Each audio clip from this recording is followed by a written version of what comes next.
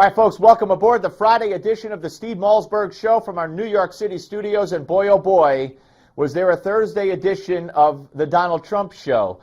First on CNN and then in Fort Dodge, Iowa. We put it to some music. The song Trump, He's in My Head, which was a song parody done by Steve Burke. And here is some of what Donald Trump had to say. Then Roger Stone joins us. Trump, he's in your head. He's Trump, a Republican.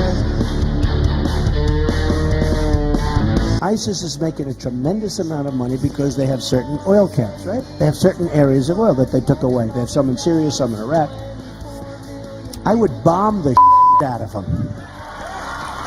I would just bomb those suckers. And that's right. I'd blow up the pipes. I'd blow up the I'd blow up every single inch. There would be nothing left. He's in your head. He's Trump. Is that what he said? He took a knife and he went after a friend and he lunged that knife into the stomach of his friends. But lo and behold, it hit the belt. It hit the belt. And the knife broke. Give me a break. Give me a break. And he plunged it into the belt. And amazingly, the belt stayed totally flat. And the knife broke. How stupid are the people of Iowa? How stupid are the people of the country to believe this crap? He's Trump. He's in the lead? Pathological is a very serious disease. And he said he's pathological. Somebody said he has pathological disease. That's a big problem because you don't cure that. That's like, I could say, they'd say, as an example, child molester. You don't cure these people. You don't cure a child molester. There's no cure for it. Pathological, there's no cure for that. All right, so there you go. And joining us now is a man who is, by the way, featured in that video by Steve Burke at the end of it. Roger Stone, Republican political consultant, correspondent for the Daily Caller, editor of StoneZone.com, and author of The Clintons' War on Women. Hello, Roger. Steve, great to be with you. Good to talk to you, sir. All right, so I got to ask you, what do you make of the performance by Donald Trump yesterday? It's Trump unplugged. I mean, look, he is not scripted. He's not handled. What you see is what you get. That's the real Donald Trump. And he has questioned Ben Carson in terms of not only his narrative, but also his vision for the country, his ability, never having run anything, to be chief executive, an executive job. But Trump is his own strategist. He's his own polemicist. He's his own speechwriter, and it's the real unvarnished Donald Trump. Is it smart, though? I mean, look, you were an advisor. He has advisors. Many observed, I observed after the debate on Tuesday night, that with a few exceptions, maybe one or two, that he was adopting a new kind of strategy, toning it down. He's the front runner. He was going to act a little more dignified and not as combative and abrasive. And if that was a plan or a script, boy, did he throw it away yesterday. I mean, what do you think of it as a strategy? I think he had a very strong debate, first of all. I think it was his best debate of the set. And the post-debate polling numbers showed that. Again, I think that you've got two different narratives here. You've got an outsider contest, which is really Trump, Ben Carson, and Carly Fiorina to a certain extent. And then you have the Rhino face-off. Marco Rubio, Jeb Bush, and then you've got Ted Cruz, who to a certain extent bridges both groups, probably more formally in the Tea Party faction, not faction, but wing, a conservative Tea Party wing.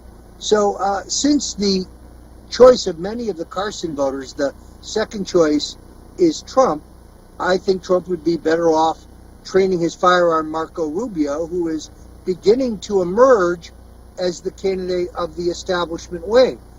Trump has vanquished Jeb Bush. Jeb is done. I don't care if he's got $100 million in dirty Wall Street money. That's where I think Trump should be training his fire rather than on Ben Carson. Okay, that's interesting. Now let me ask you about what he said about the voters.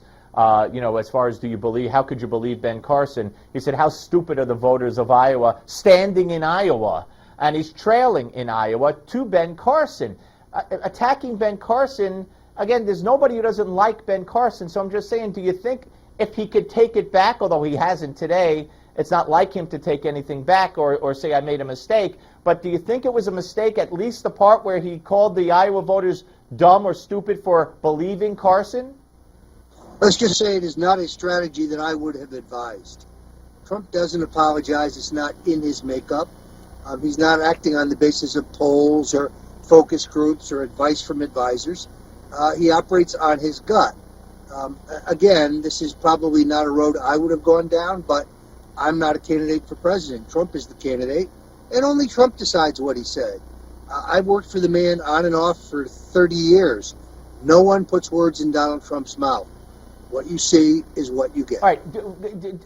Were you surprised, though, when you watched, if you didn't watch the whole 90 minutes in Iowa, when you heard about it and subsequently found out about it, did anything surprise you? Do you attribute it to him, I don't know, being bored, being tired? There's a theory out there he doesn't want to win, and this is his way of dumping himself without quitting. I mean, what do you attribute it to, what you saw last night? Well, I did notice that they had him scheduled for 5 days on the road. Look, running for president is very hard work. And I'm not sure that you shouldn't pace the candidate better than that. This is a mistake Richard Nixon made in 1960 and avoided in 1968, where he paced himself much more carefully and thus avoided a number of mistakes that he'd made in his hairbreadth loss to Kennedy.